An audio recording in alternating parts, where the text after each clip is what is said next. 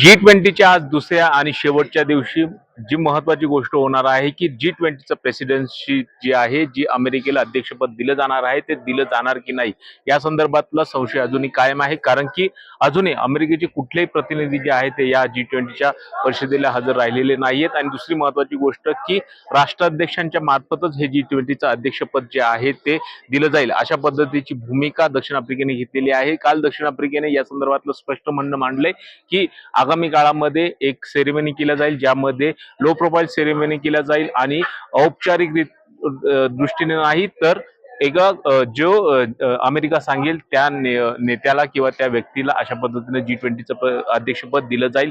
यापूर्वी भारताने ब्राझीलच्या राष्ट्राध्यक्षांना G20चं अध्यक्षपद दिलं होतं आणि त्यानंतर ब्राझीलने दक्षिण आफ्रिकेच्या अध्यक्षांना G20चं परिषद दिलं होतं. आता पहिल्यांदा G20च्या इतिहासामध्ये अध्यक्षपद जे आहे ते कुठला तरी अध्यक्ष सोडून दुसरा व्यक्ती घेणार आहे. त्यामुळे अपेक्षा आहे की आज या संदर्भातली काय घडामोड होते आणि त्याचबरोबर अनेक सेशन जे आहेत ते आज G20 मध्ये होणार आहे. काल ज्या पद्धतीनं एक घोषणापत्र जाहीर करण्यात आलं, आज वेगवेगळ्या मुद्द्यांवरती म्हणजे आर्थिक ज्या गोष्टी आहेत किंवा व्यापाराच्या संदर्भातल्या गोष्टी ज्या आहेत त्या मुद्द्यांवरती आजच्या बैठकीमध्ये चर्चा केली जाणार आहे.